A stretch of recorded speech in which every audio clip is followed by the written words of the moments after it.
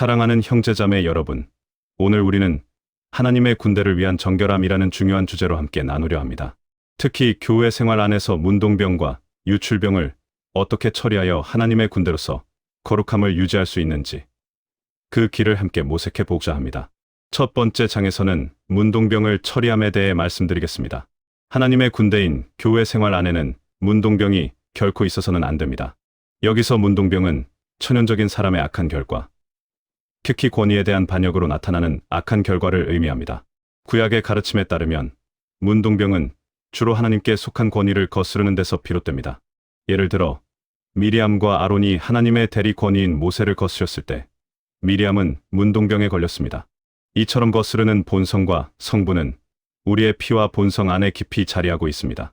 그러므로 이것은 매우 천연적인 것이지만 동시에 깊고도 주관적인 문제이기에 철저하게 처리되어야 합니다. 우리 모두는 천연적인 사람으로서 문동병자일 수 있음을 인식해야 합니다. 두 번째 장에서는 유출병을 처리함에 대해 다루겠습니다. 유출병의 영적인 의미는 천연적인 사람의 과도하고 비정상적이며 제한받지 않은 결과를 말합니다. 이는 우리의 자아와 기질, 기호에 있어서 통제받지 않고 제갈먹이지 못한 우리의 존재를 의미합니다. 일상생활의 예를 들어보면 만일 우리의 존재가 조금이라도 지나치게 되고 제한받지 못한다면 그것은 비정상적으로 변합니다.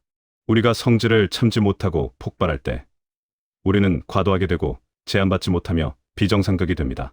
이것이 바로 유출병과 같은 영적인 상태를 보여주는 것입니다. 이제 사역자의 음성에 귀 기울여 봅시다. 우리는 모두 한 달란트를 가지고 있으며 그 달란트는 바로 사람을 돌보는 것입니다. 사람을 돌보지 않고서는 사랑한다고 말할 수 없습니다.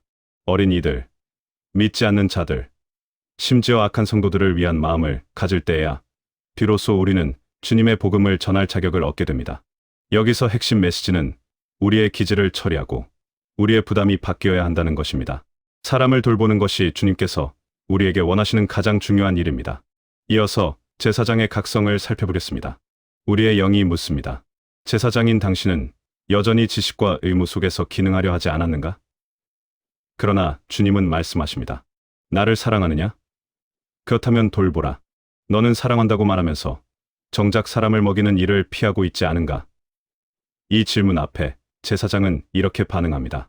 주님, 저는 자격이 없다고 핑계했고 능력이 없다고 피했습니다. 그러나 주님은 다시 말씀하십니다.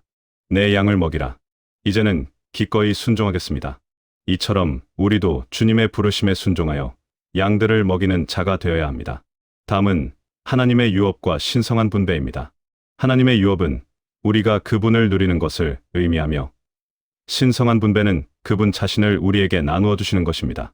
이 두 가지가 어우러져 우리는 상호거처 안에서 영원히 그분을 누리게 됩니다. 이 모든 것은 하나님께서 우리에게 허락하신 놀라운 축복입니다. 하나님께서는 많은 아들들을 영광으로 이끄심이라는 놀라운 계획을 가지고 계십니다. 이 과정은 미리 아심에서 시작되는데 이는 하나님의 시작입니다. 이어서 예정하심은 하나님의 계획을 보여주며 부르심은 우리를 향한 하나님의 초청입니다.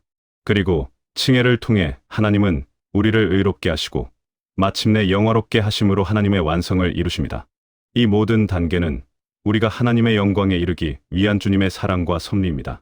이번에는 구약과 신약의 관계를 살펴보겠습니다.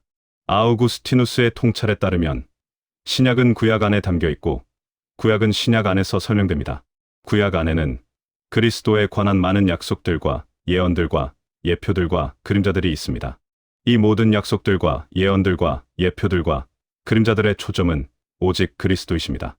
구약 속에서는 어떤 종류의 그리스도가 약속되었고 예언되었고 예표되었을까요? 구약이 그리스도를 왕으로서 제시한다는 것은 쉽게 알 수 있습니다. 구약에서 그리스도에 대한 중심 문제는 바로 그림자와 예표의 관계를 이해하는 것입니다. 구약은 신약의 그림자이며 신약은 그 실체인 그리스도를 드러냅니다. 우리는 교회 생활 안에서 왕국 생활을 함을 깨달아야 합니다. 교회는 곧 가정과 같습니다. 하나님의 집에서 우리는 은혜를 누리고 생명의 공급을 받습니다. 이곳에는 사람의 누림, 은혜의 공급, 그리고 생명의 풍성함이 있습니다. 동시에 교회는 왕국입니다. 왕국으로서 교회는 행정이 있으며 모든 것을 처리하기 위한 조직을 갖춥니다. 다스림, 행정, 훈련, 그리고 징계가 있습니다. 로마서 14장 17절은 하나님의 왕국은 먹는 것과 마시는 것이 아니라 의와 화평, 그리고 성령 안에 있는 기쁨이기 때문입니다라고 말씀합니다. 이 구절은 왕국 생활이 곧 몸의 생활의 실제라는 것을 분명하게 가리킵니다.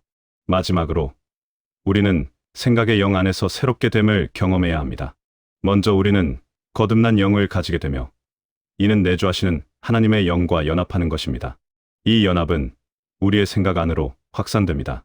그리고 이러한 확산을 통해 우리의 생각은 새롭게 됨을 경험하고 결국 우리의 생각은 생각의 영이 되는 놀라운 변화를 맞이합니다.